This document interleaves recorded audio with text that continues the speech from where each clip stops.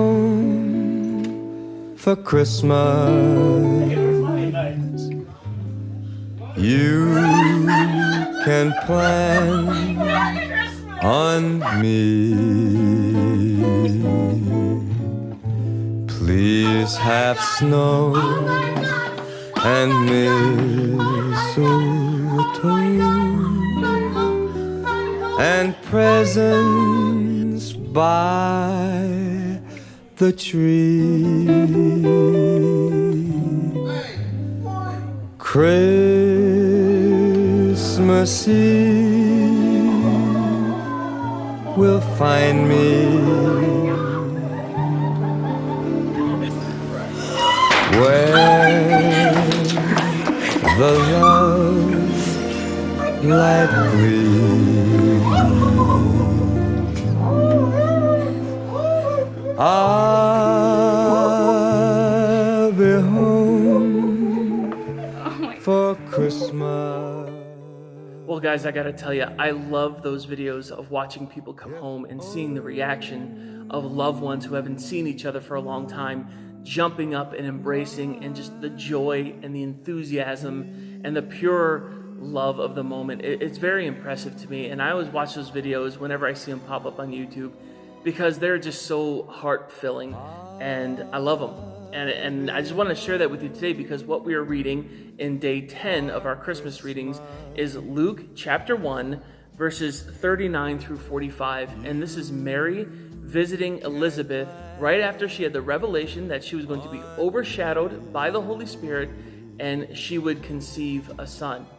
So when Mary gets these words said to her, in just the paragraphs above what we're reading today, if you want to go back and reread those, she gets this news, and then she, in the very next paragraph, starting at verse 39, she jumps right up to go visit Elizabeth. But let's read it real fast, and then we'll dive in.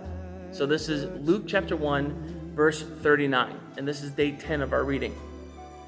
So verse 39 goes like this.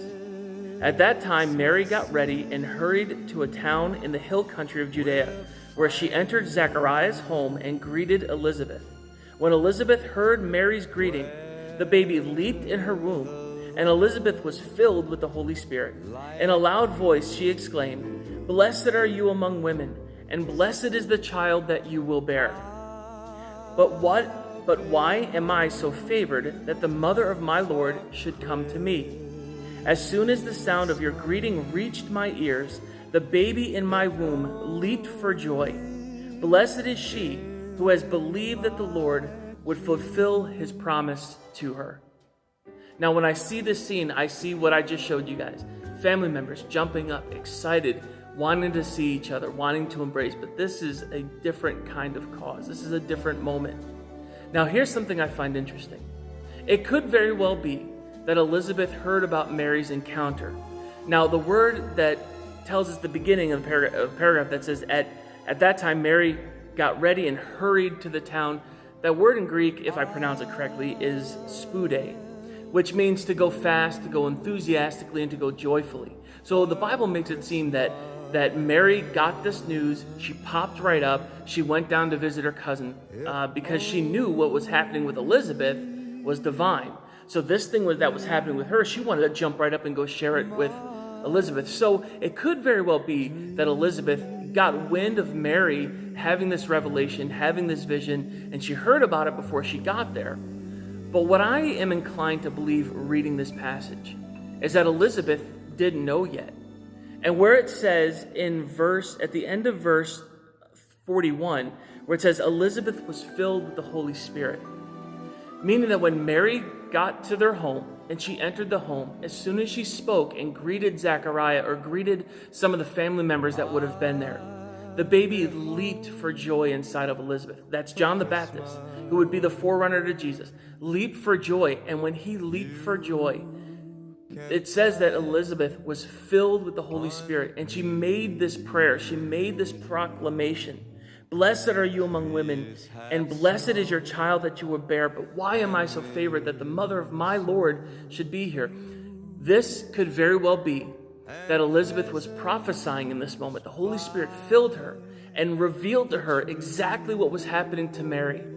And that joy and that excitement, that Holy Spirit that just burst through her, just couldn't contain, her body couldn't contain it. And she just spoke out, "Blessed are you." And also, blessed are you because you believed. Remember what happened to Elizabeth and what happened to Zechariah.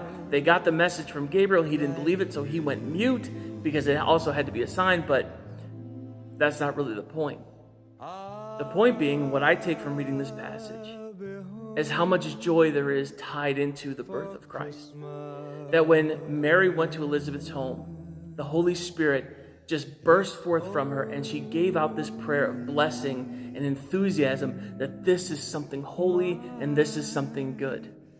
And I think that's something that goes with the spirit of Christmas that we all carry around in us. That the birth of Christ is something good and hopeful and joyful and amazing.